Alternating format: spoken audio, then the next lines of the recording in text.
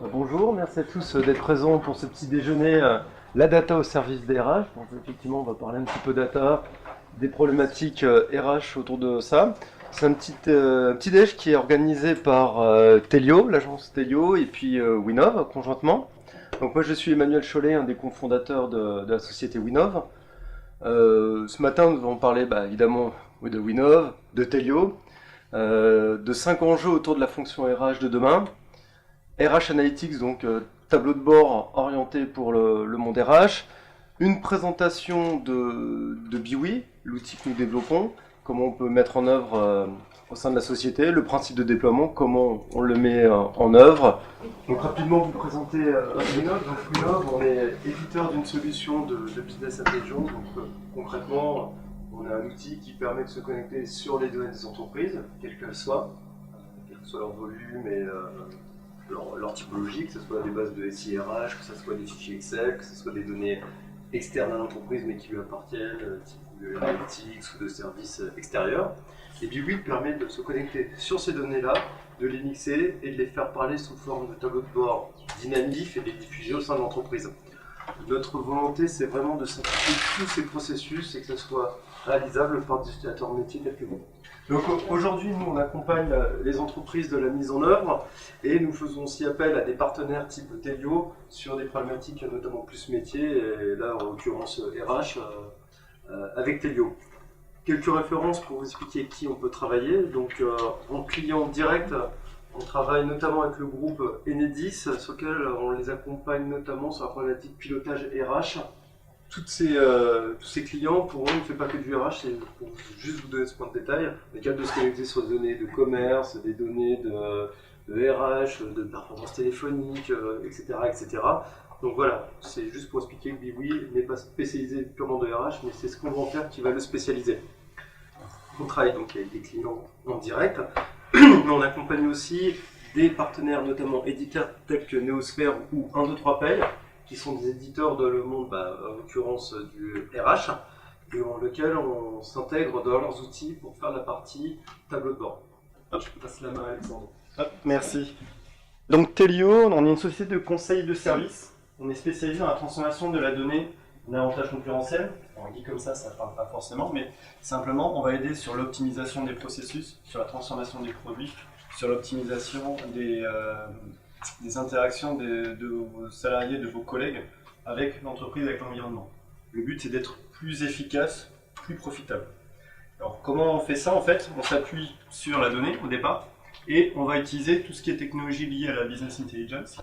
Mais tableau de bord, on va dire on est plutôt rétroviseur. Maintenant on va commencer à intégrer des sujets de data science, machine learning qui nous permettent d'anticiper, de prédire.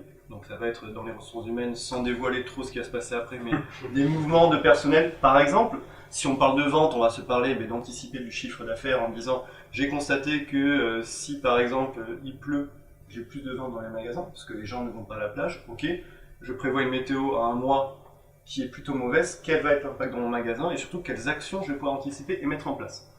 Donc on est vraiment sur une logique de valorisation de la donnée, on intervient techniquement, mais pas que, on a aussi des consultants qui aident les entreprises à transformer ces données qui sont pour l'instant brutes, qui sont du carburant à l'état brut, en de la valeur, en quelque chose qui est important pour eux. Ensuite, on a l'implémentation avec tout ce qui est assistance en pilotage de projet, puisqu'en fait on s'aperçoit qu'on est sur des projets souvent de transformation de SI qui vont imbriquer plusieurs éléments du SI. Et enfin, une fois que tout est mis en place, on forme les gens, on forme les équipes. Et comment on y arrive? Alors je ne l'ai pas mis dans ce slide, mais surtout notre valeur ajoutée, c'est des consultants bilingues humain-ordinateur. Parce que alors après je ne connais pas votre niveau d'appétence pour la technologie ou votre degré de geek, mais on sait bien que votre métier, c'est pas forcément de triturer les ordinateurs toute la journée. Donc on a des consultants qui savent parler avec vous, qui savent exprimer vos problématiques, vos métiers dans des mots que l'on comprend, et après les transférer dans des informations plus ordinateur compatibles. Alors ce qu'on va faire rapidement, je vais vous présenter les 5 enjeux de la fonction RH de demain. Alors je vais vous parler pour moi de ma perception de la fonction RH, à savoir il faut payer les gens et il faut compter les absences. C'est tout juste? Voilà, en partie. Non mais ça ok, mais ça c'est simple. Là il n'y a pas de problème. Et là, bon, une fois que vous avez des logiciels en place, on va pas forcément vous aider. Bon, maintenant, de quoi on s'est rendu compte? Alors, miser sur les compétences transférables. Un des premiers soucis que l'on rencontre, alors là on peut parler en connaissance de cause, je pense que vous avez le même, c'est qu'on est sur des métiers qui évoluent vite, avec des technologies qui émergent, avec de la digitalisation. Et tous ces sujets-là, en fait, eh ben, ça se fait avec des gens qui sont déjà présents en entreprise. Et quand on cherche un mouton à 5 pattes, on a tous vu passer des annonces où c'est un profil de poste qui n'existe pas.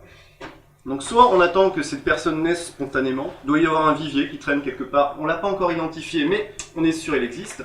Soit on prend le sujet à bras-le-corps, et à ce moment-là, on va plutôt miser sur les compétences des personnes en entreprise et voir quelle mobilité ça implique.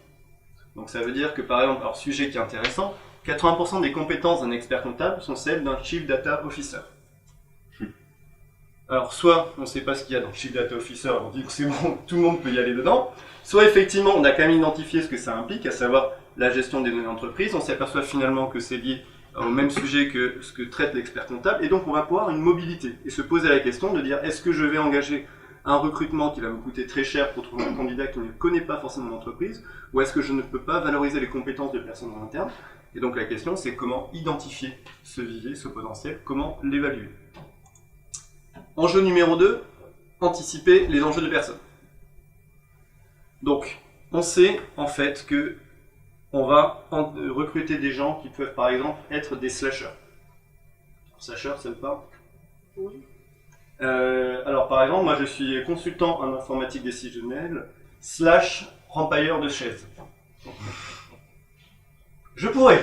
Bon, je suis pas doué en rempaillage de chaises, mais c'est un sujet qu'on a de plus en plus. En fait, c'est des gens qui vont avoir deux activités qui sont pas forcément complémentaires, qui vont devoir mixer entre les deux. Ok. C'est des gens qui apportent beaucoup de valeur pour l'entreprise, mais c'est des profils qui sont atypiques. Donc, comment on va gérer ce mode de fonctionnement de demain? Sachant qu'on parle d'ubérisation, mais on va l'avoir de plus en plus. Donc ça, c'est comment j'intègre ça à mon entreprise et comment je manage cette typologie de personnes. Premier point de départ, c'est mesurer pour comprendre et s'améliorer. C'est-à-dire qu'on sait qu'en entreprise, il y a des gens qui potentiellement seront des slashers, seront sur un fonctionnement Uber. Vous avez tous vu des collègues qui partent pour dire « moi j'ai envie d'être à mon compte, j'ai envie d'être indépendant ». Mais voilà, comment on les intègre dans la société, comment on les intègre dans nos équipes, comment ça peut fonctionner et quelles questions ça implique.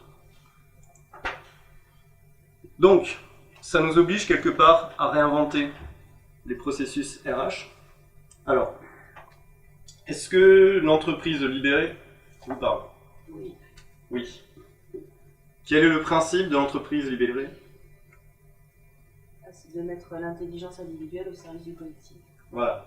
Donc ça veut dire qu'en fait, on revoit quelque part la structure d'organisation, on revoit les structures d'évaluation, on revoit le rôle du manager. Avant, c'était sur un manager qui était omniscient, omnipotent et qui avait la capacité de dire « toi tu fais ça bien, toi tu fais ça mal ». On va mettre à disposition maintenant des gens des outils pour s'auto-évaluer, ça on l'a de plus en plus, pour construire son parcours professionnel. Donc ça veut dire que quelque part, on va devoir aller changer la façon dont le management va être mis en place, dont les évaluations vont être mises en place, on va devoir tout décaler. Donc là, on rentre vraiment dans les sujets où la digitalisation peut aider, puisqu'on sait que ces fonctions RH vont se retrouver, alors là sur la citation que l'on a, éclatées en différents postes, c'est-à-dire que c'est plus une fonction qui est centralisée, on va retrouver des managers de proximité, on va trouver des sujets où, alors nous ça se fait beaucoup dans les sujets IT, on dit que les personnes sont évaluées par leur pairs, à savoir qu'aujourd'hui vous prenez mettons un développeur, c'est plus son manager qui va dire s'il fait bien son boulot, ça va être ses autres collègues qui vont quelque part lui attribuer une note. Et on voit des entreprises où quelque part même les salaires sont publics et chacun va dire si il mérite ou pas d'être augmenté et c'est jugé collectivement. C'est pas une utopie, ça existe aujourd'hui. Alors il y a des entreprises, alors je cite l'IT, si vous prenez Spotify, effectivement c'est un exemple, mais il me semble que la biscuiterie Poult par exemple est sur ce mode-là, donc entreprise traditionnelle, mais mode de management moderne. Ouais. Et ça implique pas mal de changements de processus. Ensuite, quatrième mouvement, c'est entrer dans une logique de service. Le postulat dans ces entreprises libérées, c'est que nos collaborateurs sont responsables de leur parcours, sont responsables de leur formation. On n'est plus sur un mode descendant. On dit, écoute, la voie tracée, elle est là. Quand tu rentres chez nous, on sait que tu vas commencer ici. Évidemment, c'est les boîtes de conserve dans les rayons. Ensuite, tu auras droit à tête de gondole, ensuite ça fonctionne plus, ça ne marche plus, les gens ne veulent plus ça. Donc, pourquoi? Parce qu'on a accès à l'information, je ne sais pas si vous avez vu que vous avez des cours en ligne qui sont très facilement accessibles de grandes universités aujourd'hui, alors qu'avant il fallait suivre un programme de formation dédié. Donc comment on va faire pour gérer, pour mettre ça en place et donner l'envie aux personnes de se former, d'avancer? Et surtout derrière, comment on va mesurer que ça fonctionne bien, que c'est bien en adéquation?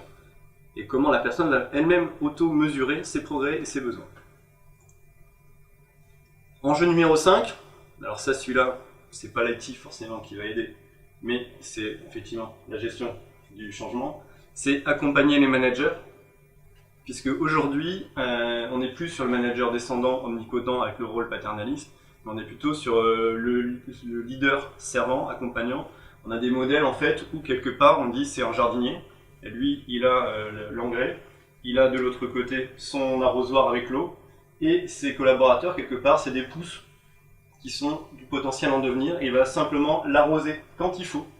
Et sachant que effectivement vous avez des personnes, enfin des plantes qui ont besoin d'être plus ou moins arrosées, plus ou moins amendées.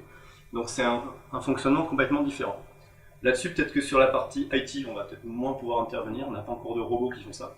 Tout ça pour indiquer qu'en fait on a une fonction qui est quand même beaucoup plus complexe que ce que j'avais énoncé au départ, à savoir comptabiliser les jours de congé, faire des contrats et payer les gens. C'est vraiment un rôle central dans l'entreprise et c'est quelque chose aujourd'hui qui doit se faire bien simplement. Alors nous on a une façon de dire que tout ce qui ne se mesure pas ne s'anime pas.